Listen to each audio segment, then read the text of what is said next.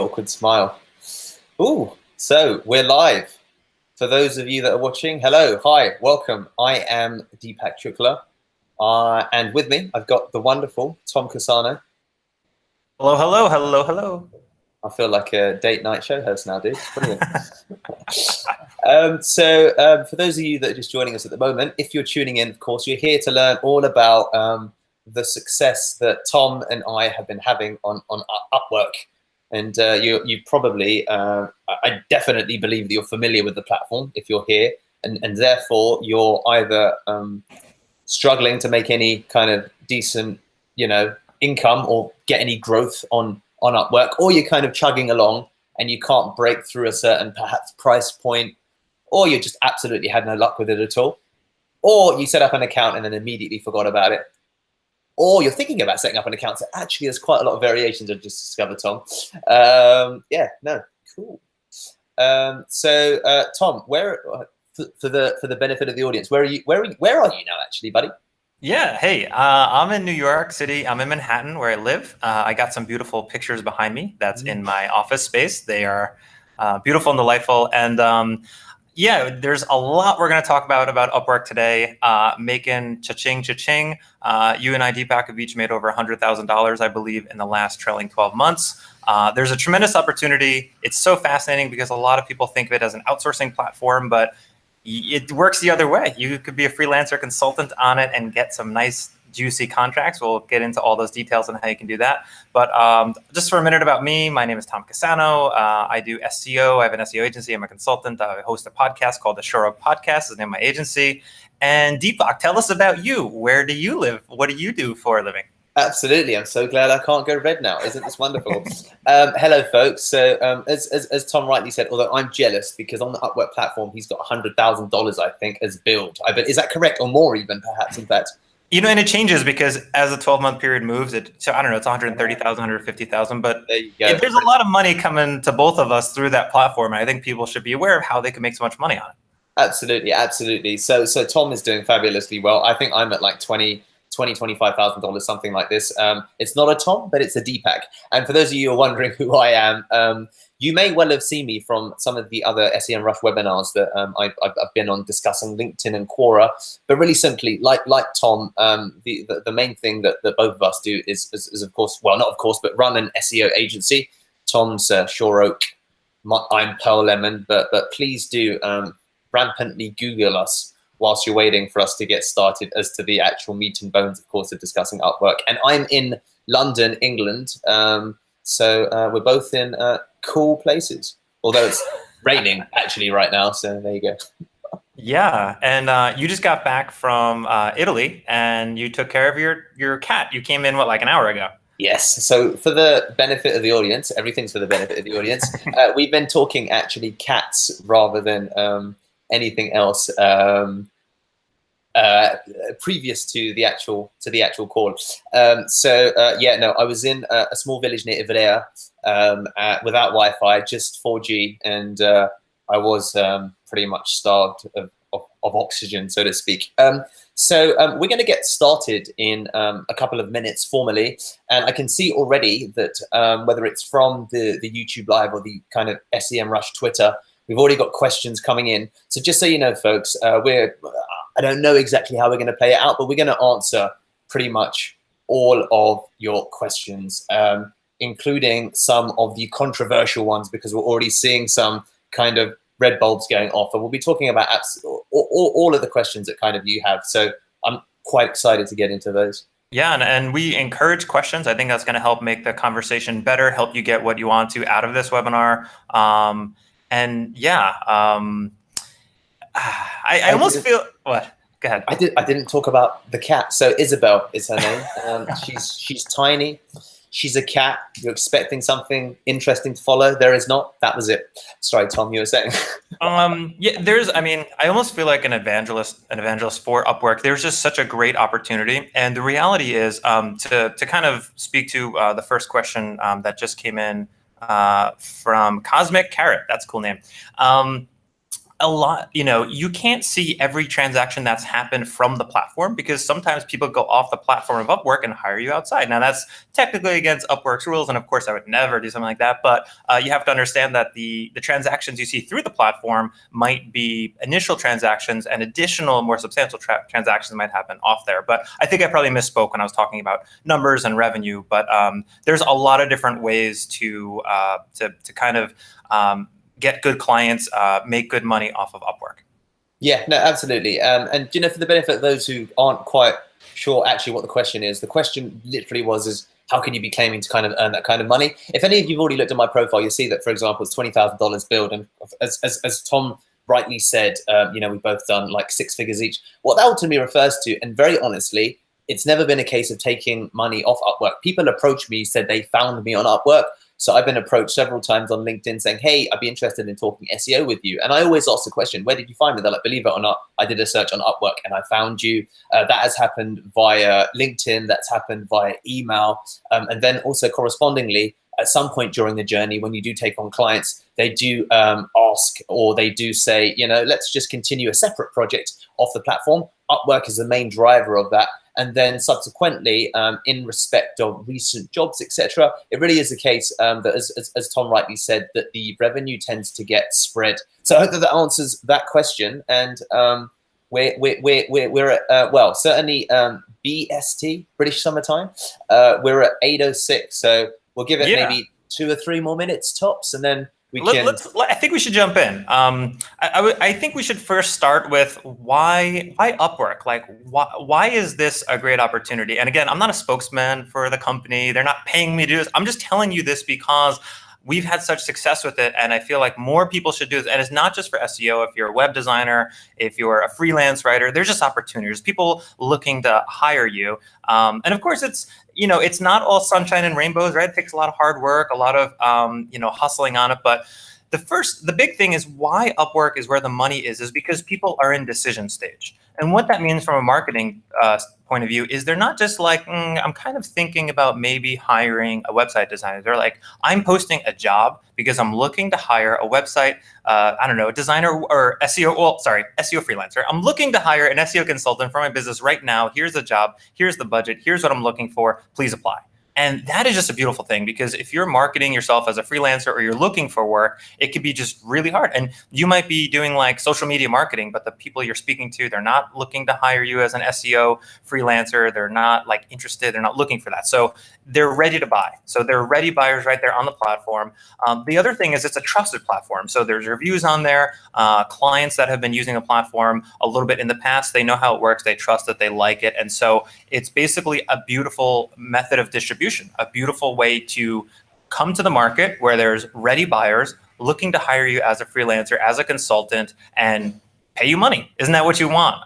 So again, I hope I'm not making it sound too easy, but there's just a ton of opportunity. And just one final thing on Upwork. Again, I'm not sponsored by Upwork, but this is just where I think it's most valuable, because there's been a lot of traction here, is that this is where so many people are. This is a very active place where jobs are being posted. I don't know what this. I'd love to know the stats. How many jobs are being posted every day? It's probably an enormous thing, and I wish I was like an investor owner in that company, because they're killing it. When you go to other platforms, what is it? There's freelancer.com, there's clarity.fm, and I'm not hating on them, but they're more like crickets. They're more like a ghost town. You go on those platforms and it's like sparse. There's like nothing there. So Upwork is where the money is. That's my 2 cents on that. Upwork. Deepak, what do you think? Dude, guys, listen, I of course I agree with Tom. You're expecting me to say that. But just to add some kind of real specifics in respect of that, if you were to kind of follow the kind of, I'm not really sure, Tom. Number one, Upwork has enterprise clients. Like technically, they have enterprise clients. What that means specifically is that they have clients, for example, Fortune 500, Fortune 100 companies, which have spent 7 figures on Upwork and are looking for premium freelancers. So you can get invited to those jobs. Number one, I have been invited to those jobs. Number two, you'll also get businesses, like bona fide businesses that generate 6-7 figures, and then correspondingly, of course, do have an SEO budget. And I have discovered that when, of course, I've got into a sales call, I've got in, you get into a conversation. And then also number three, for those of you folks, what's brilliant about Upwork and what Tom has underlined is that we're in the business of SEO, right? We're not salespeople. And Upwork is a place of pre-qualified buyers because they already know that they want an SEO service. And a lot of them also, a lot of the time, are technically led. So for those of you who are, much more happy being in the weeds when it comes to talking about the technical elements of SEO, you're going to find your playground there, because as well as enterprise clients, there's also technicians that do hire technicians. So Tom, I absolutely agree with you on that note. And for that seems like a good moment to perhaps move into talking about the actual mechanics of how it works and what you should do. We've got like a bajillion questions coming in. Maybe we should like pick off one or two and then talk about them. Brilliant. I'm in. So you take the first one, Tom. Well, Free to Learn is asking if we're going to share our Upwork profile, and you can Google our names, or we're going to be screen sharing in a minute. Mitja Drame is asking, how do you deliver SEO, or how can you be sure you can deliver, and how do you go about building backlinks for clients in tough niches to get results, good results? So that might be more of an deliverable operational question. Maybe we'll save that one for later. But yeah, you certainly want to make sure you can deliver, because if you promise something and you under-deliver, you could get a bad review, and then it could really hurt your chances of getting future work, and no one wants to see someone with a bad review. And then another one coming in is, can you, Blaine Fallis is asking, can you get the Upwork client to pay for the SEO tools needed such as Semrush? I would say yes. Deepak, what's your take on some of these questions? Yeah, no, great questions. So I think that, you technically, in terms of the technical questions, of course, what about the delivery? That's, as Tom rightly said, a little bit more about the delivery rather than the process of, winning work per se on Upwork.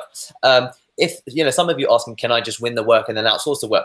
You can do anything that you want to do, right? The platform is free. Like, if you want to do that, you can do that. I'd only advise doing that if you're sure of the delivery. Ultimately, the end result is what counts. That's also the nature of what I call the smart entrepreneur. The person who's hiring on Upwork, who does, run a bona fide business, understands that there's independently verifiable reviews of your work.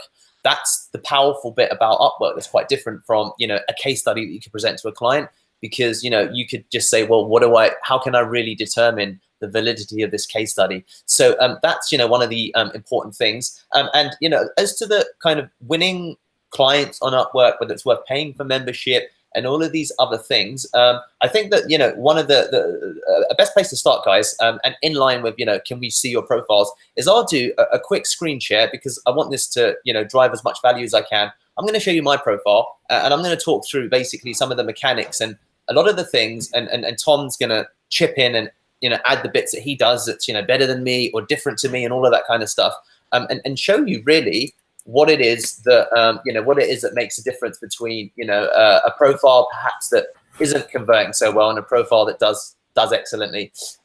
So for the benefit of the audience, Tom, you can see yourself. Brilliant. Okay, so can you see my screen now, Tom? Yep, it's lovely. Okay, amazing. I see a picture of a beautiful man with a big smile there.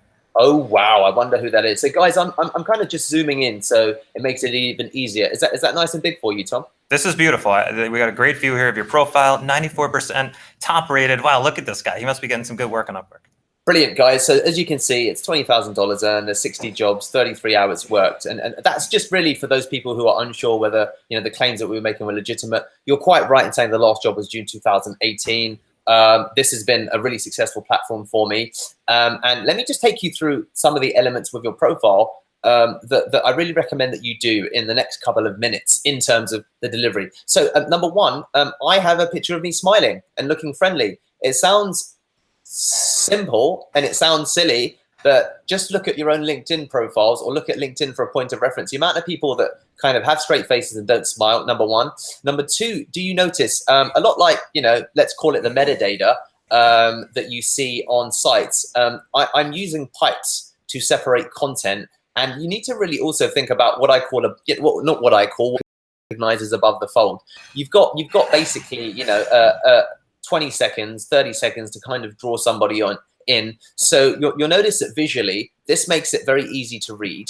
I'm focusing upon not only my set of expertise, but also the results of my expertise. Typically, most people, for example, will put SEO expert, but then you might not put, the result. This underlines the fact that, well, I do get results. Okay. The next thing that you'll notice is that I use emojis. Why? Because it just looks appealing. It's what you'd call a pattern interrupt. In the space of these profiles, you see it a lot on YouTube now, people leaving emojis in the titles. The same principle applies here, that of course, naturally, if you're speed reading, your eyes are drawn towards the emojis. Furthermore, I use breaks. So these breaks, ultimately, if you click to go to more, really segment different sections. So as you can see, there's credentials, there's who I work with, and then there's social proof.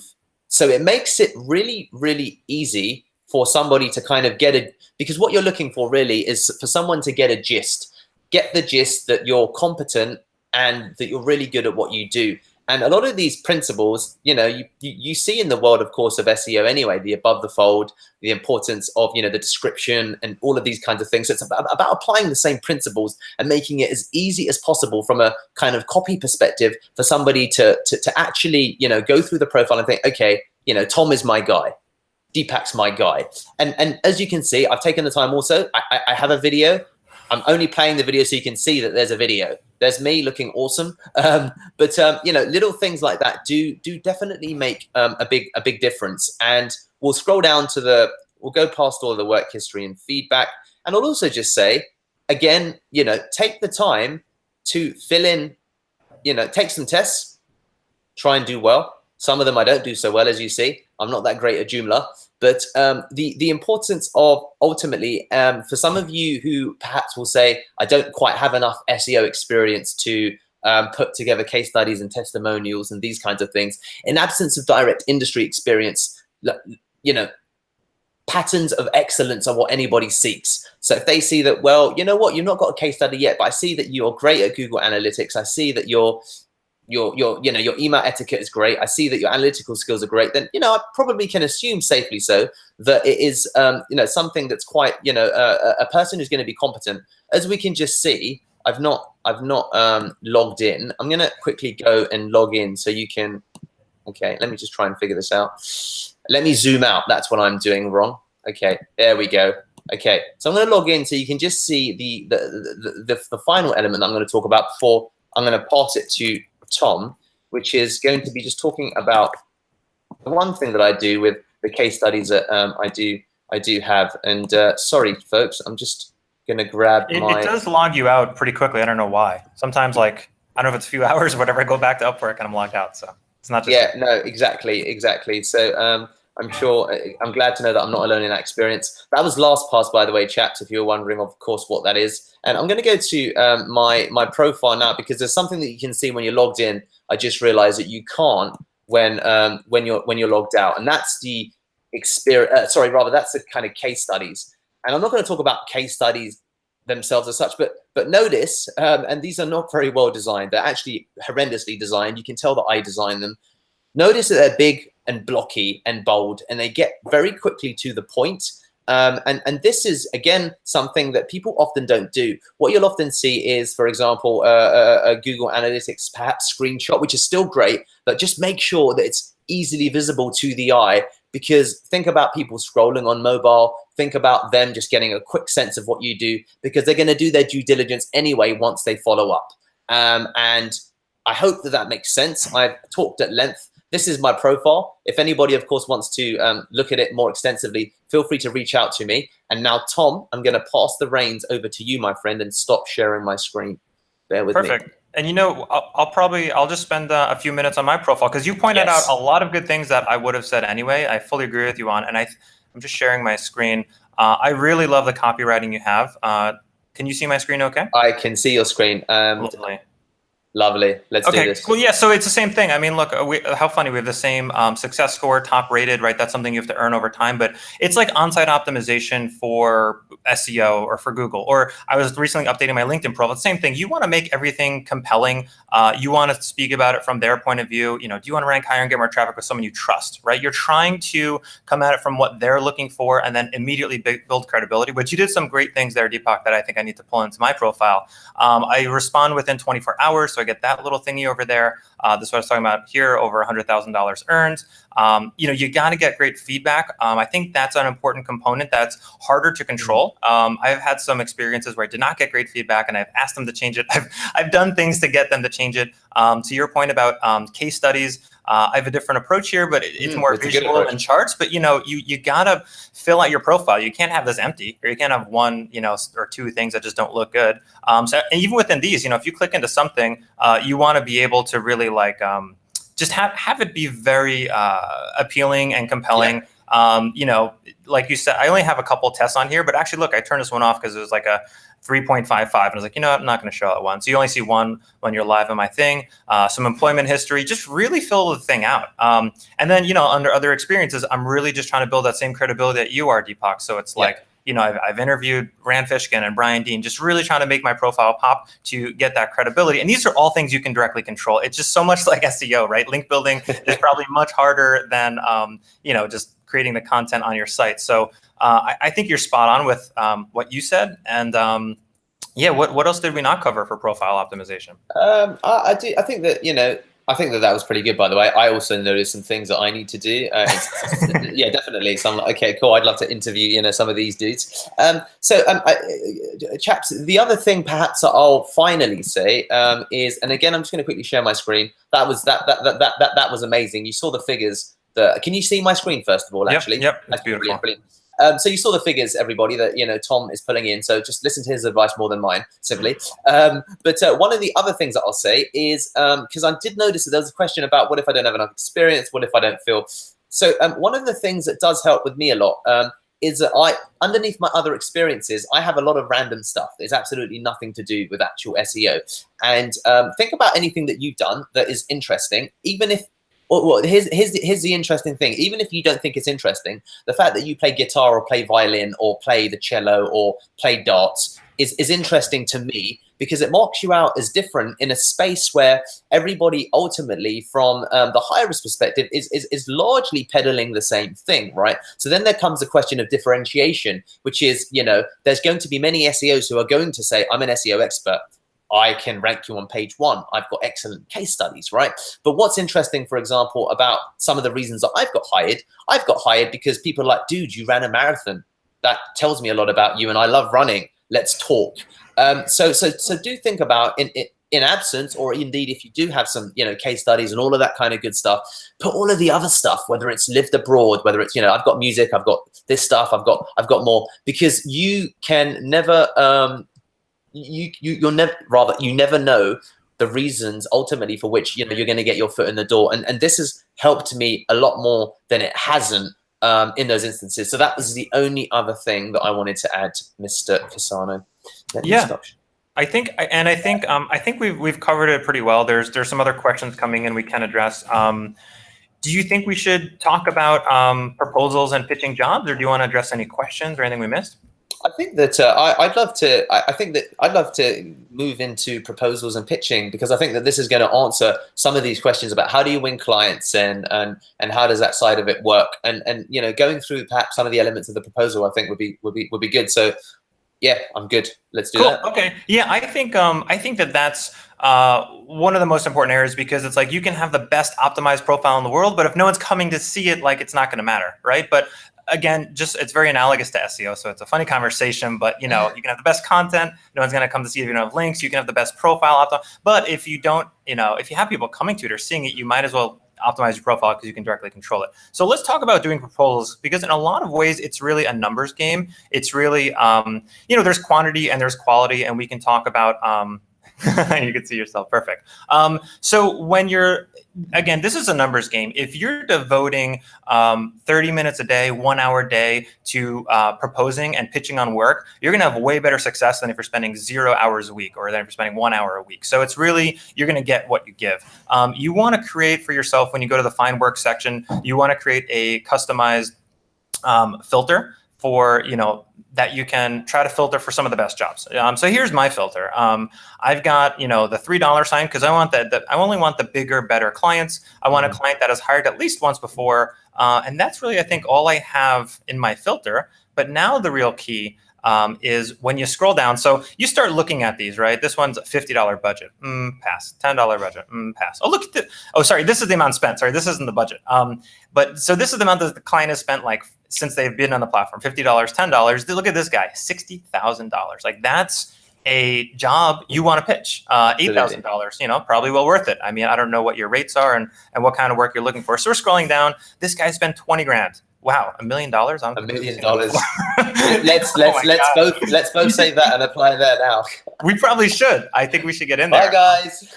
Yeah. You know, and this. So what I do is I'll basically keep clicking load more jobs. Like I said, some other platforms are more of a ghost town. Upwork is very much alive and well. This is these jobs are now from a day ago, and I keep clicking load more jobs because I want to fill up this feed as much as possible. And then I'll show you my. It's not. Didn't mean to do that. Get me out of here. Jobs list, please. Here, let me try to, because I'm trying to fill up this feed. So, and then I'll show you what I do. I hit Control F, and then this is my little hack. It's not a big hack, but I hit K plus, and now I search the page for it. So there we go. So 25 times of the jobs on this page, 25 of them the client has spent at least I guess $1,000, right? And then you keep hitting the enter button, and you can scroll down and you can try to find some of these good ones. So you know, you might open these all up in new tabs. You might, you know, I definitely want to look like, you know, if there's less than 5 proposals. Cool, it sounds much less competitive. If there's 50 plus proposals, you know, 20 to 50, these might be like pretty saturated, and I really don't want to compete. Oh, look, here's some that I've applied for. So those are some of the basic things. When you get in there, it's really great to see if you can find the client's name from the reviews, because then you get to personalize it more. So now when you're proposing and you're pitching, you're saying, hey, John, or, you know, so-and-so, right? So I'll kind of skim through here. I'll see, did they say, oh, John is great to work with. Thanks so much, John. Then when I'm making my pitch, I'm personalizing. Let me jump over to, you want to have a cover letter. This is my cover letter. So you want to personalize the intro. You want to have a template, but you don't want it too templated. The more you can personalize, the higher your chances of getting a response. But again, do you want to spend 30 minutes personalizing? It's a question that you got to kind of weigh the pros and cons. But templated cover letters are not going to do so well. Down here, I've got tons of links and credibility to share with people. Okay, you know, here's some of my thought leadership. Here's my appearances and my case studies. And what I've seen work really well is actually if you spend 2 minutes making a personalized video for that job post, right? So if you imagine you apply for 10 jobs, each one of those takes you 2 minutes. Maybe you got to upload it to, you know, YouTube, make it private or unlinked, but you can really connect with that person. They'll see a face. You'll stand out from everyone else. Hey, John, you know, this is Tom here, and, you know, here I am in New York City, and I just saw your job post, and I think we're a great fit. You know, your problem with keyword research is exactly what I've honed my skills at, and you know, you could really speak to the specifics. You could really put a face to yourself, and it makes them really feel like, wow, this guy took the time to read my post. He understands what I'm struggling with, and they see your face, and then it's a lot more, you can stand out. You're a real human being, and you create a lot more authority and credibility. And it goes to show, because when everyone's just like pasting in templates into their cover letters, you know, nobody's standing out, right? So you got to stand out. So those would be some of my main points when proposing. And again, it is a numbers game, right? So if you have 5 hours a week to do proposals, just sit there and bang them out. Dude, that was excellent. I learned some stuff there. That K plus thing was really good, and totally love the use of video. So now's the bit where I add some stuff that maybe Tom's not talking about. Yeah, I want to hear. Those are my points. I want to hear your points. What do you got? I was like, wow, this is going to be tough. Okay, cool, guys. So a couple of things just to add to that. I know that for a lot of you, or not for some of you, you're going to be struggling thinking, oh, but Tom, I don't have your case studies. I don't have this. I don't have that. So if you're just starting out and you're really thinking about winning your first job, here's a couple of things that I'll add to it. Number one, you know, strictly focus. You saw the job filter, so I won't show that again. But strictly focus on, you know, jobs that have less than 5 proposals, less than 10, because of those numbers. So we're talking about volume, but in reverse. Someone who has less than 5 proposals is much more likely to actually look at your proposal. That's like period, right? The numbers stack up. That's number one. Number two, when you're first starting out, feel free to go for an intermediate job or a beginner's job, because, you know, the reviews are important. And in the beginning, you know, leave your ego at the door and feel free to take a job that's what you feel is under your value, because the mere fact of having reviews does, you know, create the compound effect of, you know, people being more trustworthy of you. So do feel free to go for jobs that, you know, have initially in the early days a $50 budget or $200 budget, especially if, you know, you're competent, because you'll know that you can deliver that work, you can do it quickly, you can ask them to give you a fantastic review, because this is specifically how I started with a doctor called Gabby or something. I did something related to copywriting that wasn't directly related to my job role, but I did ask her to leave me an awesome review. That was like maybe a $100 project, and that spiraled and led into subsequent projects. The other thing that I'd say, especially we're talking about pricing strategy, right? Because I think that a lot of you are going to wonder, can I charge 207? Can I charge 7? What should I charge? Again, in the early days, and this is the value of Upwork Connect or Upwork, the premium profile. I signed up. It's $10 a month. It's $10 a month. What that gives you when you're just starting out, and even subsequently, is the ability to see what the bid range is on some of these smaller jobs. When you see the bid range, you can then adjust your actual dollar amount that you bid for that role. Because, you know, if the average bid is $10, let's say per hour, or $10 overall, you know that you can perhaps get to maybe $12, $15, and they'll consider your application. If you double and triple it, you're going to have to do something wild. Furthermore, when you actually do make that bid, the actual value of the job can change subsequent to your call. So do recognize that you have the ability to upsell them. So it's really a little bit by any means necessary to get into the call or to get into a conversation, because that's where you have the true power to demonstrate your value. So if you're worried that, you know, Tom and I have these profiles that we build out, and therefore we can ask people maybe, you know, for $1,000, $5,000, whatever it is up front, right? That's not how I started. Definitely not how I started. I started scrapping, and I do, just on the basis of my personal experience, recommend that if you want to just get your foot in the door and get started, add that to the approach Tom's already outlined, because it complements it, and I think it will help you in getting kind of, you know, your show on the road. Deepak, I couldn't agree more. I mean, I'm really glad you pointed out, because I forget how I started, right? And if I rewind the tape, it's exactly what you said. So you're spot on. You want to be competitive. You want to be compelling.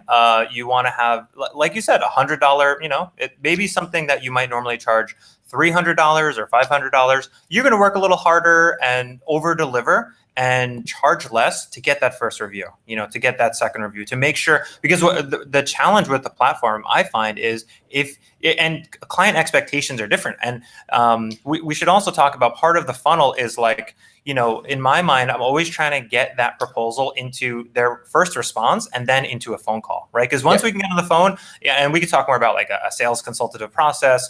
I guess it really depends what you're doing, but you're 100% right. You got to get those first jobs. You got to get those reviews. And depending on the client's expectations, if you under deliver a little bit, they might give you like a 3.8, which doesn't sound bad, or a 4.2 doesn't sound bad, but that to get to like as close to 100% as you want to possibly be, you know, I remember, and the other thing is you get invitations. So the more, the better a job you do in their platform, they have their own algorithm. You know, they know like how you're doing on jobs and all that kind of stuff. So you will get invitations to jobs if your score is high. So you really have to over deliver, be competitive. And just like you said, whatever the budget is, they might put in there, okay, the budget for this is $50, you know? Well, who cares? Because that might be the foot in the door that you build a relationship, you do something for $50, you get a review, close out that contract, but now you've got that relationship. Now it's like, well, you know, I trust Deepak, I hired him already, he's shown he can deliver, and he said he can help me with this other thing I'm working on. Now you get like the $500, the $1,000, now you kind of upsell or parlay that into more work. And there are a couple of questions that came in here, like the tests. Someone is asking about what are those tests on Upwork. I think they're Upwork's own tests. So when you're in the platform, you go about doing that. And the there's a combination to that. So you can, no, absolutely. Tom's 100% right, chaps. And someone asked, can you add Google certified results? Yes, Upwork do some kind of certificate. I think they just asked you for the live link. So if you went to my profile, you would see, and again, I'm just going to super quickly share my screen. Can you see my screen, Tom? Yep. I need to do that because that's such credibility. You having that certification, look at that. Here you go, guys. This is verified by Upwork, verified by Upwork, verified for Upwork. So yes, the short answer is to not only in-house Upwork tests, they also, verify tests that you have taken from the big man that is Google. So definitely, that does also help. So yeah, guys, go ahead and add that to your profile as well. Yeah, and there's some more questions coming in. Someone is asking, how do you get across the high value of SEO to potential clients?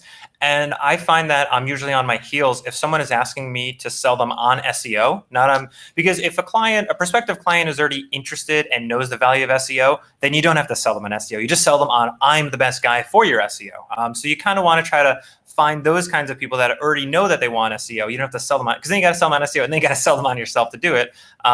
Someone asked, and this is a really great question, how do you know when you are good enough to put yourself on Upwork? And I'd say, you should put yourself on there right now. Like there is no good enough. Like, if you know anything, right? It could be the most basic of things. If you can write a blog post, if you can it doesn't matter. You start somewhere. So get yourself on the platform so you can start like looking at jobs and pitching and trying to get those first initial reviews. What do you think, Deepak? There's more questions here.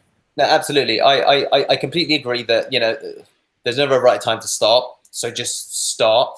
And on that note, actually, I'd say that, and this is something that we're perhaps going to come to. I know that Upwork's getting in excess. I can't remember where I read, but it's getting like several thousand applications per day. And one of the things that has come up in the conversations that I've had kind of offline, people are saying, I'm not being able to get accepted to Upwork. So there's just two things here to consider, kind of a quick hack and or strategy. So, Upwork, of course, from their perspective, gets thousands of SEO applicants to their platform, right? And they have at the front door no way of determining your actual value, because anything that you build perhaps externally to that is going to be of limited value. Plus, they've already got a healthy breed of SEO freelancers rather. Let's say they might look at Tom and be like, well, do we think you're going to be a Tom? We're not sure. So the workaround really simply is Google services that Upwork are in need of, that you have some evidence or qualifications that speaks to that, and submit an application on that basis. And then down the line, you can choose to change your profile. So once you've got your foot through the door, it becomes a lot easier to then actually switch your profile around.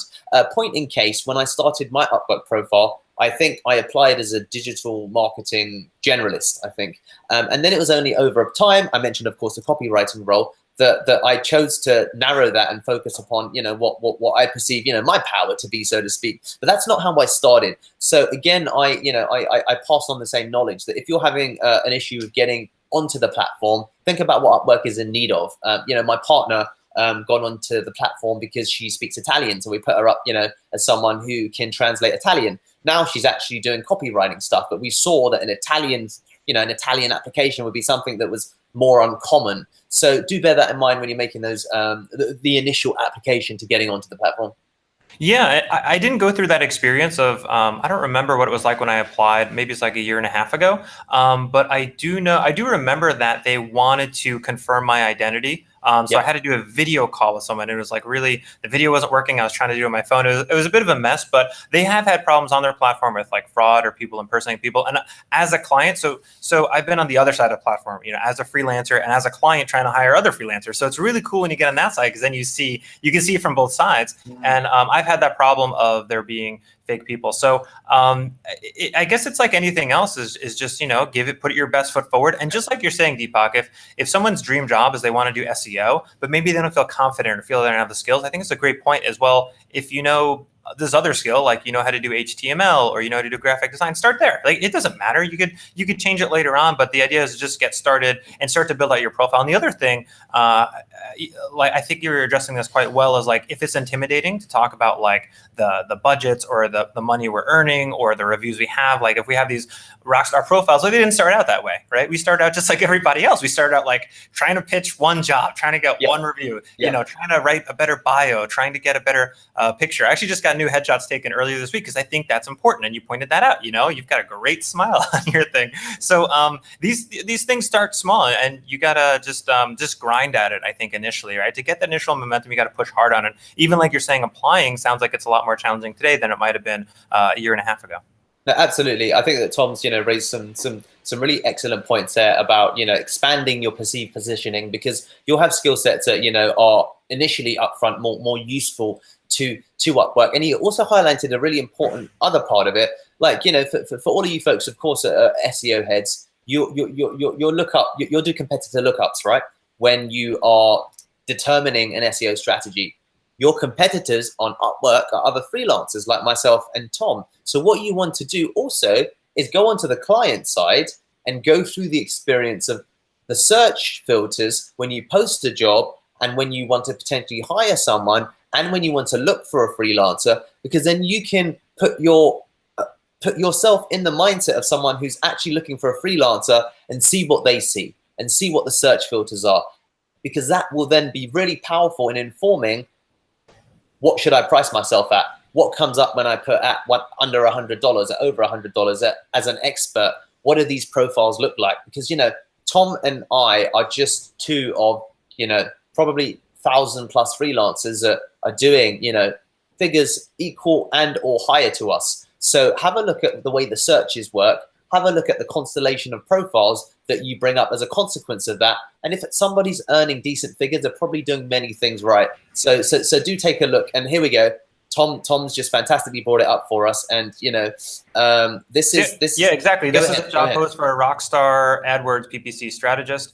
And so right here off the bat, now they have their own automatic way that they're sorting it by best match. So I think it's a little more of like several factors combined, but this is what I see as a client, right? I'm thinking about hiring you. Okay, I could already compare like this guy's $48, that guy's $30 an hour, maybe. And these people have some good pictures, and this might already be filtered because there might have been, oh, look, archived. So maybe we can look at all of them, because you can even see some of the ones maybe they didn't have a good picture, they didn't have good reviews. Here are some of the people that were archived. I don't know why. I think one of the people on my team was looking at this, but there could be any number of reasons, you know.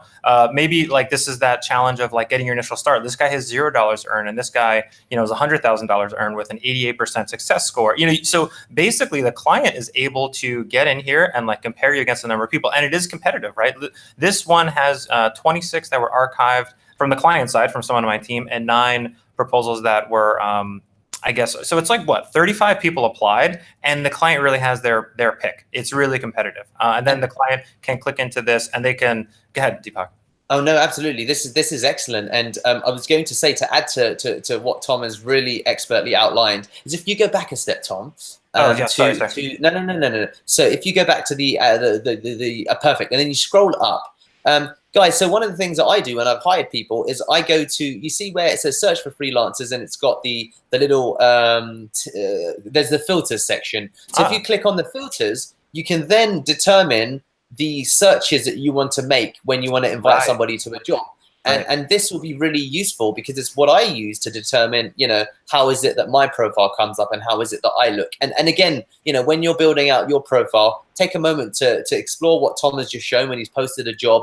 He's got some applications that have come in and he's comparing the archives versus the best matches, and also experiment with this manual search to have a look at what Upwork and who Upwork favors. And in those instances where you're not sure, skip it and just focus on the things that you do like about their profiles. So perform your usual SWOT analysis. And if you take the clearly best components of everybody's profile and stick them all together, folks, you know, there's no reason why you can't do better than Tom and I are doing, and kind of blow way past us.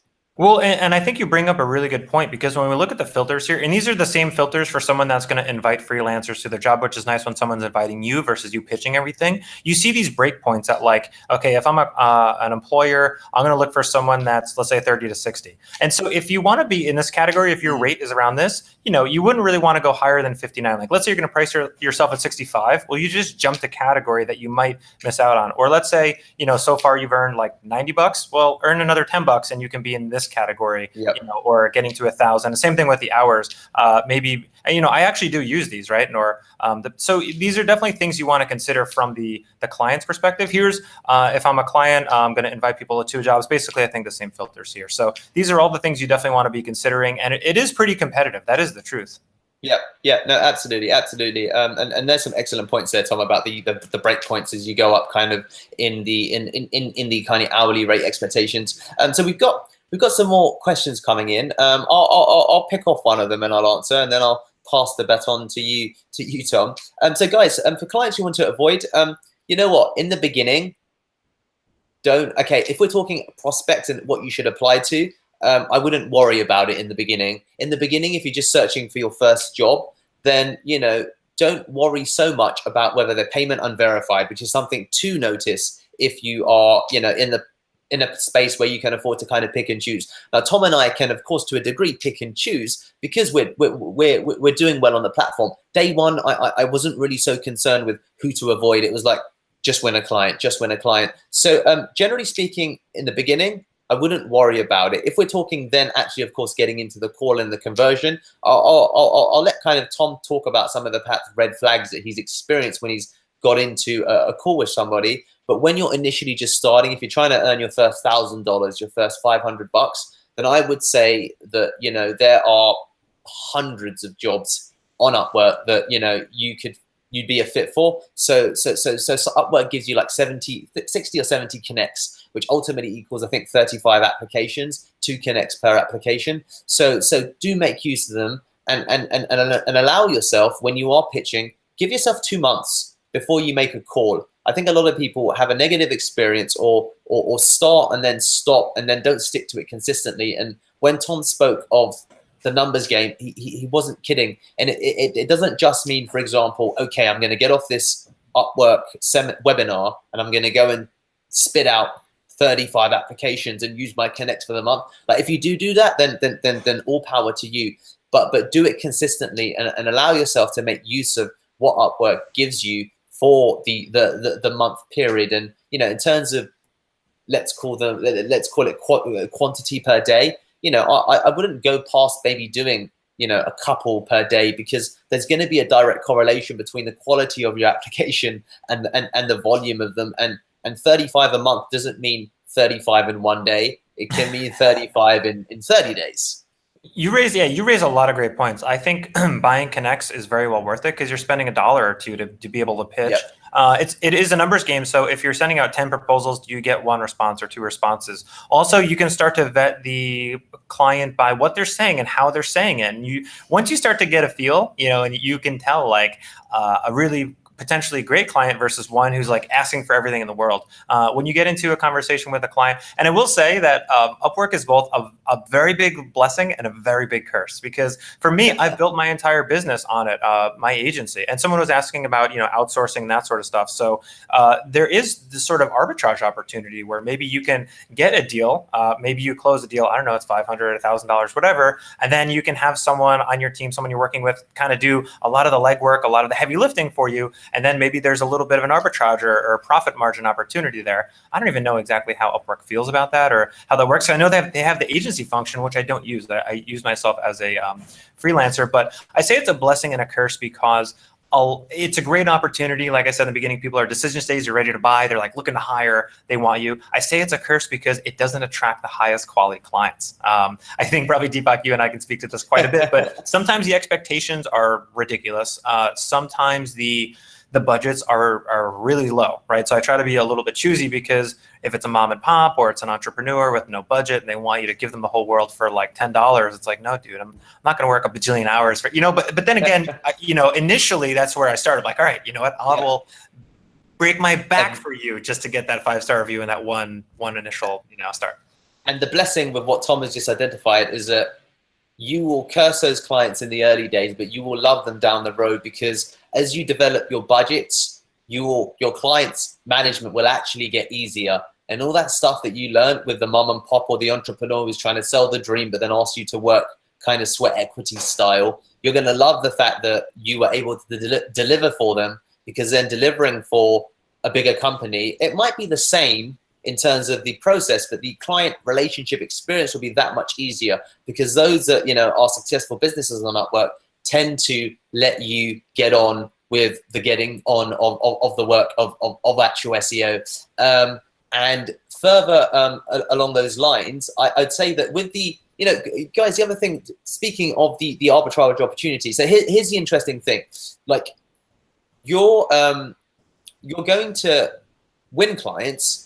And then, you know, I, for example, have a virtual assistant who's now went full-time, Rebecca, and I found her on Upwork. And the issue that Rebecca had at the time when I hired her, and it was arbitrage, was that she didn't necessarily price her actual skills appropriately.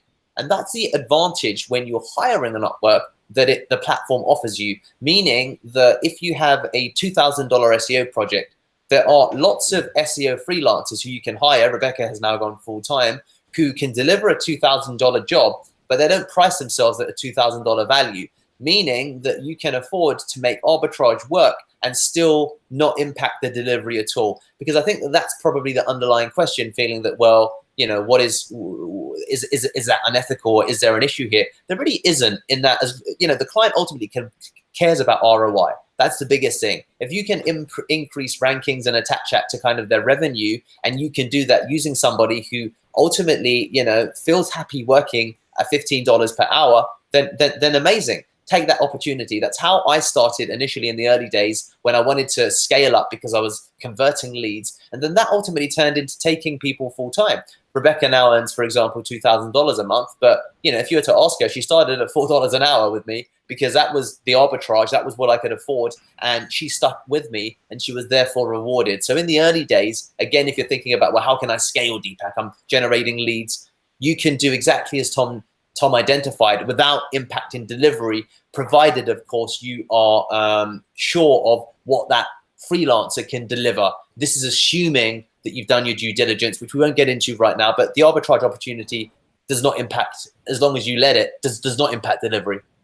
Perfect, fantastic. Yeah, those are fabulous points. I just love the way your mind works and the value you have to offer here. I want to talk for a minute as well about the more of the sales process. So I think that there's especially initially, and kind of depending on the rates you have, or the the project size, right? So I think if your rates are low, and you have to start that in that place, or depending where you are around the world, or what the project dollar amount is, the doing the sale can be very different. Like, I think a lot of people will just do it over Upwork through messaging back and forth. They'll send the contract, make sure that they deposit the amount, unless it's hourly, but you want them to deposit something. Because I've run into situations where I'm doing work and they didn't put it in escrow, and then I'm left holding the bag, and maybe they're unhappy, and it's like, well, I don't want a bad review, so I kind of like forego the payment I'm owed, which is pretty painful. And the rates, the fees are high, but you know what? After the first $500 with the client, I think it goes from 20%, which is super high, but still, you wouldn't have had that opportunity, down to 10%. And then I think to get down to 5%, it's like you have to make over 10,000 with a client, which seems pretty ridiculous, I imagine, to everyone starting out, or depending on where you are in the world. But again, think of Upwork like a partner. Don't worry about that 20%. Worry about the fact that you wouldn't have had that 80% if it weren't for Upwork giving you that opportunity. But sorry, I'm kind of all over the place. I want to talk about closing those deals, because you could do it over messaging, especially if it's a low hourly rate or a low budget. But if you're going into a $500, $1,000, or $50 an hour plus kind of rate, you need a phone call. Like, they need to know you, ask you questions. You need to focus in on their pains. It's really about them, what they're trying to solve. So you need to have a consultative sales process. So basically, I'll tell you the way I do it, but use this to however works for you. The first step on that call, and again, from Upwork in the messages, I'm just trying to drive an appointment, trying to get something on the calendar, 3:00 on Tuesday. Great. Well, we'll connect on on this phone number or Skype or whatever. Step one is build rapport, right? Create some kind of likability, or some kind of oh, you live in Chicago. I was just in Chicago last year, and blah blah blah, whatever you can. Oh, your family's Italian, so is mine. Number two is kind of set some expectations for the call. Take the lead. Here's what we're going to talk about. Would love to help you. Want to ask you some questions. Number three is you want to. I'm going through this quickly. This is good. This is excellent. Number three is you want to know, like, what's motivating them right now to seek out an SEO freelancer. What's driving them? What are they ultimately looking for? What are their goals? What's the most important to them? These are the kind of things that is the emotional motivation that you need to understand and grasp, so that you can tap into that when you're looking to close a deal. Number four, you need to understand their pain and their current situation. It's great leverage if you know that the average new customer for them is worth $300. And you can help them get 10 new ones of those per month. That's $3,000 a month. You can then price anchor and say, well, you just pay me this small amount per month, $1,000, whatever. It's still going to be positive ROI for you. So you want to help them feel that pain, build that real trust and connection. And then you want to widen that gap of, okay, what would it be like, or what would it feel like if you could reach these goals? And then you want to try to get some kind of commitment, like, okay, so what do you need from me, or what do you see as the next steps? How serious are you about moving forward? And then once you've kind of extracted their pain and extracted where they are, then you want to go into kind of more of your pitch, your services, what you're going to do, how you're going to do it, how it's going to help drive their top level goals and KPIs. So you're presenting the solution. You could talk about your pricing, and then you'll get into objections. Then they're going to say, well, okay, I'm not sure. Or, you can do what's called a trial close and say, okay, so let's get started today. And they're like, well, I'm not sure. But I'm like, okay, well, what's holding you back? Or what are your concerns? You ask these questions and they basically tell you like, well, the price is too high, or, well, I'm interviewing 20 other candidates, or whatever it is, right? So you have to understand that and then just keep building that relationship, adding value. If you do a free audit for them, free strategy stuff, that's like paying it forward. It's not going to guarantee work for you, but it'll definitely increase the chances of closing the deal. Tom, that was absolutely brilliant. I learned a couple of things there as well. Try and close and then follow up. That was really good. And to add to that, guys, I want to add probably two things that some of the audience are probably thinking. So number one, for those of you who aren't native English speakers and worry about how to pitch your value on a sales call because you think, I struggle with English, SEO involves writing, and this really went into a pretty much perhaps similar. So if you're not a native English speaker and or if you are from a country where there's perceived to be more kind of arbitrage, if you're from like India or you're from the Philippines and you're like, Deepak, I think my SEO is as good as you, but people have this perception because of the country that I'm located in that they don't want to pay more than $300 a month. So I want to talk and speak to those of you who are listening in the audience about some of the things that you definitely can do that can help support your kind of revenue growth. So the first thing is be prescient to the kind of dialogue that a lot of your competitors have. So a lot of your competitors, for example, would be other perhaps freelancers from, let's call them like other freelancers from India, right? If you're from India and you're listening right now, then do things that the others don't do. So one of the things that came up, for example, as an objection that someone spoke of me is that, Deepak, I want to see your case studies. So then what I went and did is I produced 13 videos and put them into a playlist demonstrating me typing into Google stuff that we developed on page 1. And I had, several elements of my team do that. So provide enough documentation that marks you out as different from your competitors, such that when people do get onto a call with you, they recognize that you're not just another freelancer from a developing economy, right? That's definitely the first thing that I'd say that is important. And I then documented that in various forms. Some people like video, I've got videos. Some people like PDFs, I've got PDFs. Some people like spreadsheets, I've got spreadsheets. I hit them from every angle so that there's no question as to the quality of the delivery. The question really only becomes, because it is Upwork, sometimes I say, I can't afford it, you're too expensive, the other guy's asking. And the second thing that I'd say, in line with the, Deepak, yeah, I get that, but they're going to hear me and assume that the English is going to come out badly. Get ahead of that. So answer that objection by saying that, you know what, I am from the Philippines, or I'm from India, or I'm from Pakistan, but I also have English copywriters that I work with. Her name is Melanie. I could definitely connect you on a call with her, and she's the one who handles all of our content. And do make sure that this Melanie, I'm using her as a figure, is present in your case studies or in your dialogue. And even if you can get Melanie to record a video for you, and Melanie could be someone who could be a 20-year-old student that you've hired from Virginia in the United States, who's looking to make an income, who can correct all of your SEO work. Those two things can really lead to you actually increasing the value of your prices and the delivery that you can bring to Upwork. Yeah, Deepak, these are fantastic points. I'm glad you brought this all up. And just really quickly to add on to that, I think differentiation is really important. There's a lot of, and I think this is the value. I think this is why Upwork exists, right? People are trying to get, US dollars out to Pakistan or India or Philippines or other places around the world. And so I've worked with amazing freelancers that deliver such amazing quality, and I'm so happy to work with them. So just be awesome, be excellent and outstanding. If English is not your strong point, maybe you're doing more messaging versus phone calls. Maybe maybe I don't care about English, right? They're like, do keyword research, and I don't care about your writing so much. Or maybe brush up and improve your skills, right? There's always room for improvement, so you can improve your English, then you can really stand out. I mean, if your English is much better than the other people out there, but the reliability and the amazing people that I've worked with around the world is really just an opportunity for you to bring your best and to land those clients. So looks like we're just about out of time here, Deepak. What do we kind of say in closing? How do we wrap this up? Absolutely. I think that thank you, Tom, for that wrapping up. I think that part about messaging versus and adapting and differentiation are really important. So chaps, feel free. And I'm not going to speak for Tom. I'm going to speak for myself, and then Tom will speak for himself. I hope that you enjoyed and you got a ton of value from our discussions of Upwork.